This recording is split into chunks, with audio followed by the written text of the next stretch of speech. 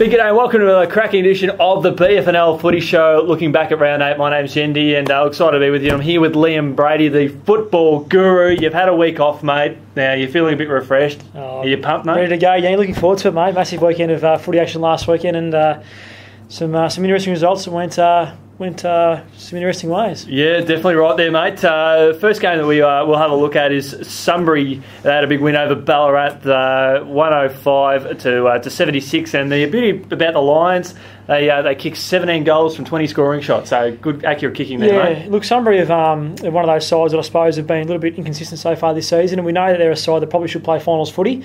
Coming up against a side in Ballarat who's certainly caused a few upsets throughout the season. That was probably a fair danger game for Sunbury, but Sunbury showed all their class in the first quarter, kicking 5 goals to none, and it was really over at quarter time.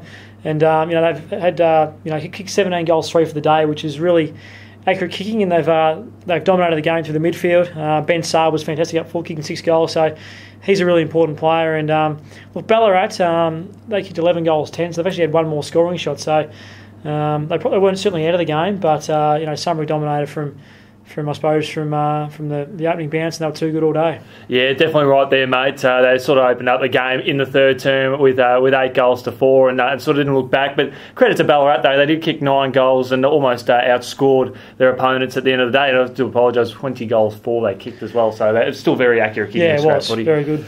Another game we're going to look at is East Point having a commanding win over Sebastopol, and that was 6 goals down at the quarter time, Sebas, and they were sort of reeling after that point.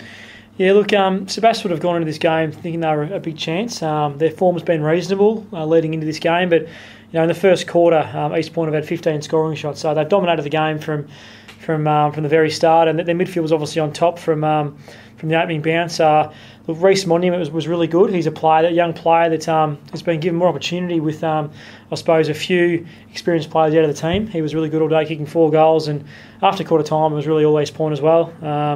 They've had nearly 40 shots a goal for the day, so a really good win for East Point. We know they had a great win last week against I think it was North Ballarat City. That's right. So they're in some pretty good form, and they've gone pretty close against some top sides as well. So Jay Bridges is doing a pretty good job down there at East Point at the moment. And we have spoken them up, East Point, over the course of the year, that they've got a good young list, and it was only a matter of time before they start to turn some of those narrow losses to wins, and they've done that over the past few weeks. Yeah, they have, yeah. And look, I saw them play against Lake Windermere about 6 weeks ago. We know that Lakers are undefeated so far, and they lead Lakers by about 3 goals at half time. So I think that the key has been for them to put a 4-quarter performance in. They played some good good footy in patches in the first sort of 4 or 5 rounds, but the last 2 weeks they played 4 quarters, and obviously they've got 2 wins, so it's been good for them. What do you say about Sebas, mate? They kicked 11 goals. They finished the game strongly, kicked 6 goals in the final term, so at least it gave them something. Look, Sebas are a young side, as we know, and they've same thing. They play, tend to play 2 or 3 really good quarters of footy, just sort of 1 quarter each lets them down, and they were okay after quarter time, but to let a side have 15 scoring shots in the first quarter is always going to be fairly costly, I suppose. So look, they were competitive as the game went on. They weren't blown out of the water, so they just need to keep working at it. They've obviously got a really good coach in Shane Snipson, and the group's still really young, so it's all about improvement. Yeah, hopefully they can get their first win on the board, at least in the second half of the season. As we turn our attention probably to the closest game of the weekend, and it was Melton 10-8-68 defeating North Ballarat City 8-15-63. Poor North Ballarat City, they can't really take a trick at the moment, can they? Yeah, look, they've been, I suppose, depleted by injuries, North Ballarat City. They've been disappointing the last, I suppose, 5 or 6 weeks, but unfortunately, the weekend, Joey Simons went down. Joey's a really important part of their midfield. He's been a shining light for them so far this year, and he went down with a fairly serious knee injury, so he's going to be gone for quite some time. They've obviously had Ryan Hobbs out of the team. Derek Micallef had some injury concerns as well, so some of their good players have been injured.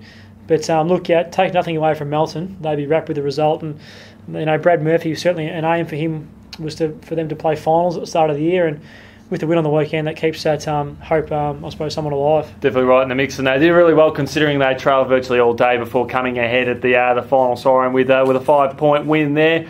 Probably one of the biggest matches of recent memory this season is Bacchus Marsh, 14-20, 104 to Lake Windermere, 11-6, 72. We saw Lake Windermere have a very good strong last quarter against Darley the previous week. They've had that done to them, and that's imports the result.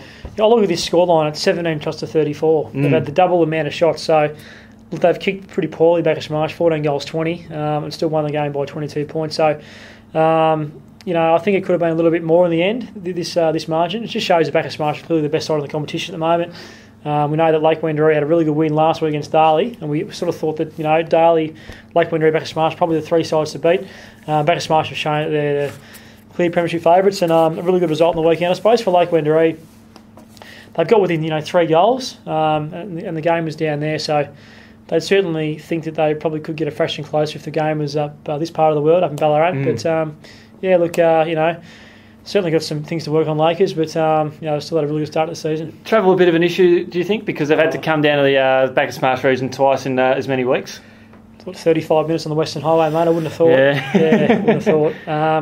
I don't think so. I think it's Bacchus Marsh do play pretty well at home, so I wouldn't necessarily think the travel had anything to do with the result at all. But Bacchus Marsh just a bit too good. One of the big results of the weekend is we turn our attention to the final game of round 8, and it was Redan 117 to Melton South 67-50 points, and there was 32 points separating both sides at quarter time, with the Lions getting back on the winners list for the first time in about 3 weeks. Yeah, look, a really convincing victory here for Redan. Disappointing for Melton South. They've had a disappointing 3 or 4 weeks now.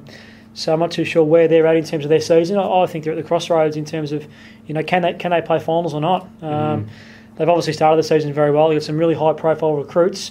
For the last 3 or 4 weeks, they've been clearly beaten in a lot of areas across the ground by sides that are certainly going to contend this year. So they need to try and find a way to turn their season around. It's only the midway mark of the season, but I suppose Brendan Favola, as coach, needs to try and work out what's been happening that hasn't been too good in the last 3 or 4 weeks.